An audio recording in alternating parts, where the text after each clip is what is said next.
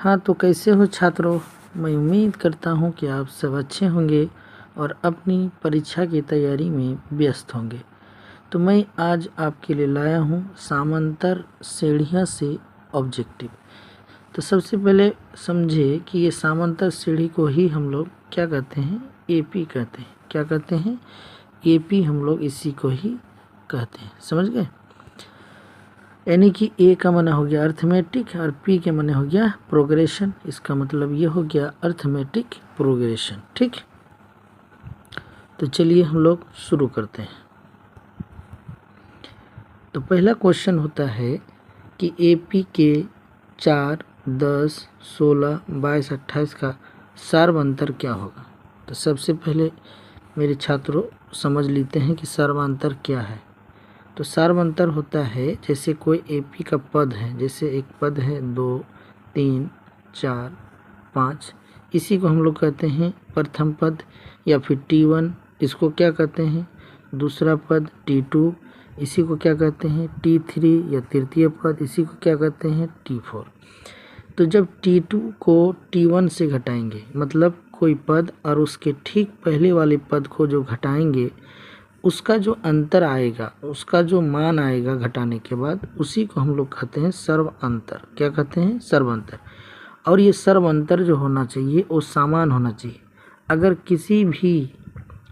किसी भी पद के उसके पूर्व पद में घटाने पर मान बराबर नहीं आए तो वो एपी में नहीं होगा। तो समझ गए आप कि इसको इस तरह से आप समझे कि सर्वांतर अगर जब भी निकालने के लिए कहेगा तो अगर T2 है, देखिए इसको आप इस तरह से समझिए कि T2 में किसको माइनस करना है? T1 को। मतलब जब भी D निकालने के लिए कहा जाए तो आप किसी पद जब भी D सर्वांतर निकालने के लिए कहा जाए तो इसमें हम किसी पद को उसके पहले पद से घटा देंगे तो सर्वांतर निकल जाएगा। समझ गए आप? तो चलिए अब इसका हम लोग सर्वांतर देखते हैं। तो सर्वांतर क्या होगा इसका जो सर्वांतर होगा, अब क्या होगा? तो इसका सर्वांतर होगा 10 में से 4 घटा दीजिए तो कितना हो जाएगा? 6। तो इसका सर्वांतर हो जाएगा 6। ठीक है, ऑप्शन नंबर बी। चलिए नेक्स्ट क्वेश्चन नंबर 2 में कहता है जब एपी के क्वेश्चन नंबर 2 में कहता है जब एपी के प्रथम पद 2, यानी कि प्रथम पद का मतलब होता है ए। प्रथम पद का मतलब ए कितना हो गया? 2। सर्वांतर 3 हो, यानी डी बराबर कितना हो जाएगा? 3। तो कहता है एपी के 3 पद क्या होंगे? तो प्रथम पद हो गया 2। अब डी क्या करना है? इसके पद में जोड़ते चले जाना है। तो 2, 3 कितना हो गया? पहला तो हो गया 2, दूसरा क्या हो गया? 2, 3, 5। तीसरा क्या हो जाएगा? 3 जोड़ देंगे तो 8। तो 2, 3, 2, 5 और 8 किस ऑप्शन में है? तो 2, 5, 8, यानी ऑप्शन नंबर बी हो जाए इसका सही जवाब। समझ गए? चलिए क्वेश्चन नंबर 3 में देखते हैं। यदि किसी एपी का सामान्य पद 3n+5 है तो इसका सर्वांतर क्या होगा? इस प्रश्न को बनाएंगे कैसे इसका सर्वांतर निकालने के लिए? तो ये जो n है ना, इसमें मान को हम लोग रख देंगे। पहला Tn बराबर तो 3 गुना n के जगह 1 और +5 तो कितना हो जाएगा? 5 × 5 और 3 8। दूसरा T2 अगर निकालेंगे तो 3 गुना 2 और +5 तो कितना हो गया? 3 दूनी 6 और 5 11। इसी तरह से T3 निकालेंगे तो कितना हो जाएगा? 3 गुना 3 और +5 9 5 14। तब देखिए 8 8 3 11 3 14, कितना का अंतर आ रहा है? 3 का। तो पूछ रहा था कि इसका सर्वांतर क्या होगा, तो इसका सर्वांतर होगा ऑप्शन नंबर सी हो जाएगा। ठीक, इस तरह के प्रश्न में क्या करना है? n का मान बैठाना है, कम से कम 3 पद तक लिखना है और उसका जो अंतर आ जाएगा वही उसका सर्वांतर हो जाएगा। ठीक, चलिए नेक्स्ट क्वेश्चन नंबर 4 में कहता है यदि किसी एपी का छठा पद और 12वां पद 13 और 25 है तो इसका 20वां पद क्या होगा? देखिए प्रश्न में क्या बोला है। प्रश्न में कहा है कि छठा पद और 12वां पद। छठा मतलब T6 कितना है? तो 13। अब 12वां पद कितना दिया है? 12वां पद T12 कितना दिया है? 25। अब देखिए छठा पद के लिए क्या होगा फॉर्मूला? तो A + 5D बराबर कितना हो जाएगा? 13। और 12वां पद के लिए A+ कितना D? 11D, एक कम कर देना है बराबर 25। अब इसको घटा देंगे, इसमें विलोपन कर देंगे यहाँ, तो यहाँ माइनस कितना हो जाएगा, -6d, और यहाँ कितना हो जाएगा -12। तो 6 दुगुना कितना हो गया 12, यानी जो d का मान हो गया, माइनस माइनस यहाँ भी कट गया, d का मान जो हो गया वो कितना हो गया 2, d का मान हो गया 2। अब यहाँ से अब a का मान निकाल लीजिए, किसका मान, a का।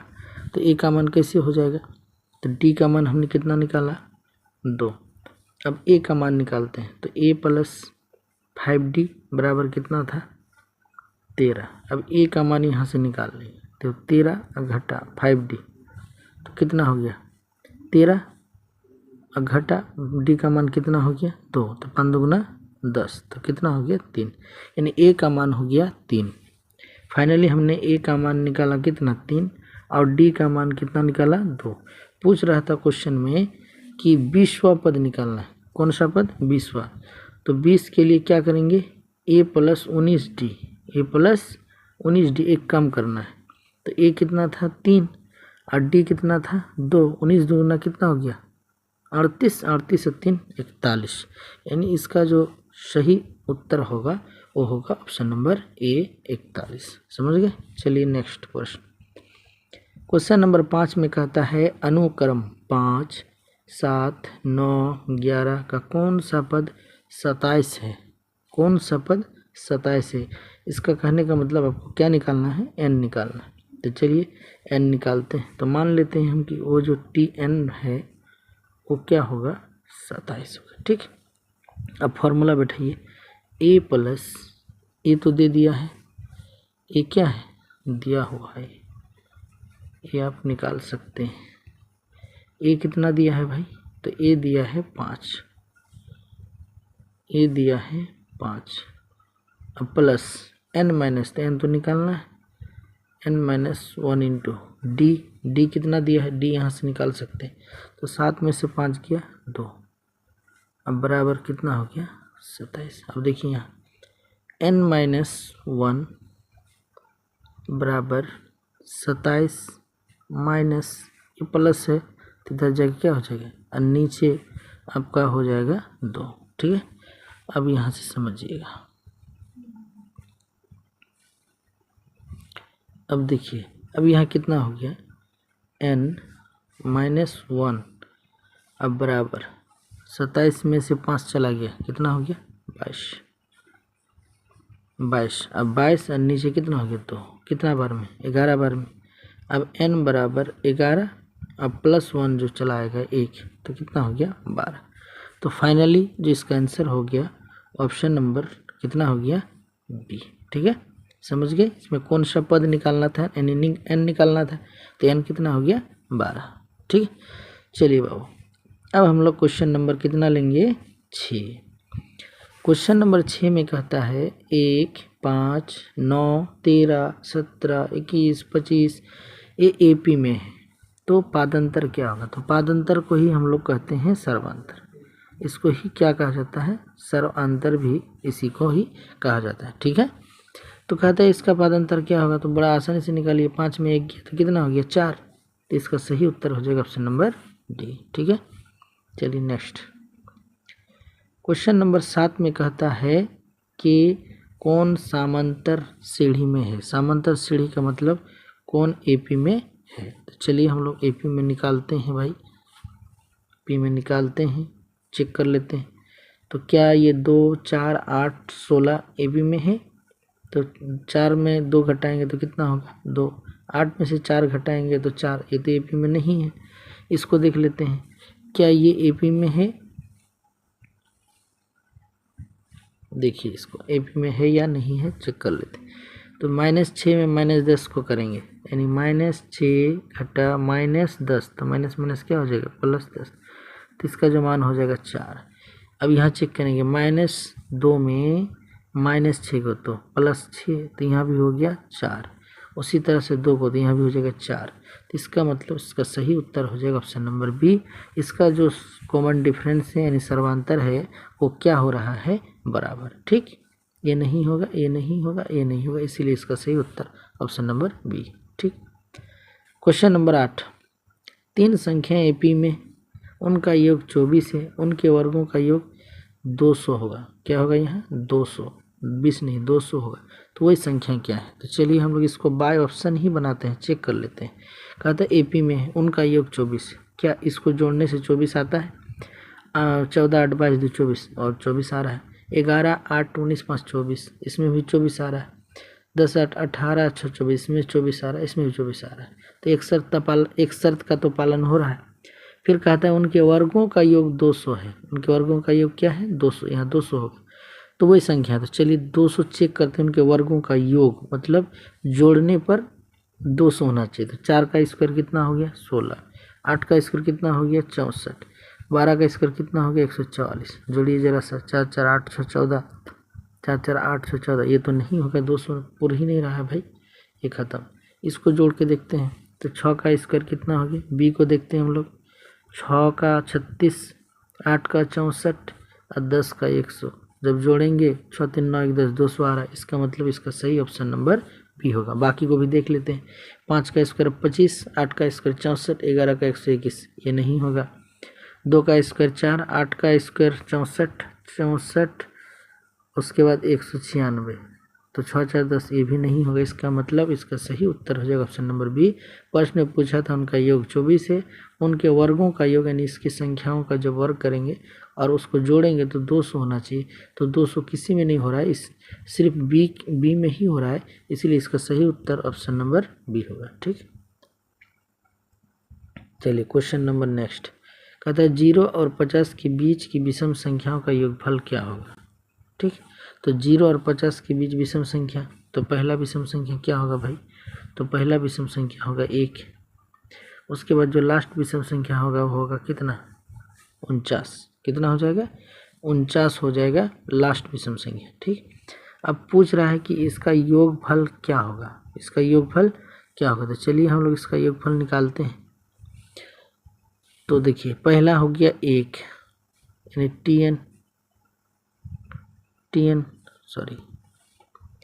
0 और 50 के बीच की विषम संख्याओं का योगफल क्या होगा। तो इस क्वेश्चन को एपी में भी बनाया जा सकता है, लेकिन हम लोग इसका एक ट्रिक का इस्तेमाल करेंगे। जैसे 1 है प्लस 3 है, उसके बाद क्या है +5 है, फिर 7 है, 9 है, इस तरह से आएगा और ये फाइनली कहाँ तक जाएगा 49 तक। तो इसका क्या नियम है कि हम लोग 49 जो है फाइनल 49, इसको 2 से डिवाइड कर देंगे। तो कितना हो रहा है 2 से जब डिवाइड करेंगे 2 दूना 4, 2 चौके 8, 2 पंचे 20 यानी 24। तो 24.5 आया, तो इस हमको क्या ले लेना है 25 ले लेना है। इस नियम में क्या है कि अगर 24.5 आया तो इसको आपको क्या ले लेना है 25। आप 25 ले लेंगे तो 25 का स्क्वायर कितना हो जाएगा 625। इसीलिए इसका सही उत्तर जो होगा ऑप्शन नंबर सी होगा। क्या हो जाएगा सी। क्वेश्चन नंबर 10 में कहता है किसी एपी की 4 संख्याओं का योग 40, उनकी पहली और चौथी संख्याओं का गुणनफल 91 है, वही संख्या क्या है। इस क्वेश्चन को भी हम लोग ऑप्शन के सहारे ही बनाएंगे। कहता है 4 संख्याओं का योग, तो चलिए चेक करते हैं। 13 और 11 कितना हो गया 24, 24 और 9 कितना हो गया 33, 7 40, इसमें भी आ रहा है 8 6 14 और 12, 14 और 12 कितना हो गया भाई 26, 26 और 14, इसमें भी 40 आ रहा है, 20 9 19, इसमें भी 40 आ रहा है। अब यहाँ कह रहे हैं उनके पहली और चौथी संख्याओं का गुणनफल, पहली और चौथी, 13 7 91, 14 6 84, 3 20 60, 19 6 76, यानी पहली और चौथी संख्याओं का गुणनफल है 91। तो किस में 91 पूर रहा है, क्या इसमें 91 हो रहा है, नहीं हो रहा है। क्या इसमें 91 हो रहा है, नहीं हो रहा है। 4 19 चौके 76, इसमें हो रहा है, नहीं हो रहा है। यानी 13 7 91, इसी में आपका 91 गुणनफल हो रहा है, इसीलिए इसका सही उत्तर हो जाएगा ऑप्शन नंबर ए। ठीक, चलिए अब क्वेश्चन नंबर 11। क्वेश्चन नंबर 11 में कहता है कि एपी समांतर सीढ़ी है ये, एपी 10 7 4 का 30वां पद क्या होगा। क्या निकालना है भाई 30वां पद। तो चलिए डायरेक्ट 30वां पद निकाल लेते हैं। तो T30 बराबर a प्लस 29t हो जाएगा। क्या हो जाएगा 29t। यहाँ तो सब कुछ पता है, a कितना है, तो a है आपका 10, प्लस 29, डी कितना है तो 7 में से 10 घटा दीजिए तो कितना हो जाएगा -3। तो 10 और माइनस प्लस माइनस 29 दिया 78, कितना हो जाएगा 78, 3 में 27, 3 में 27 और 3 दूनी 6 2 8, 87, सॉरी क्या हो जाएगा 87। अब 10 में जब 87 को माइनस करेंगे तो कितना हो जाएगा -77। इसीलिए इसका सही उत्तर जो हो जाएगा ऑप्शन नंबर बी होगा सही उत्तर। ठीक है, चलिए नेक्स्ट क्वेश्चन नंबर 12 में कहता है कि -3 -1/2 2 11वां पद क्या होगा। 11वां पद क्या होगा, बहुत आसान सा प्रश्न है, यानी कि T11 निकालना है। तो T11 बराबर क्या होता है a + 10d, a + 10d। ए भी मौजूद है -3, ए कितना मौजूद है -3, अब प्लस डी भी मौजूद है, यानी इसको इसमें माइनस कर देना।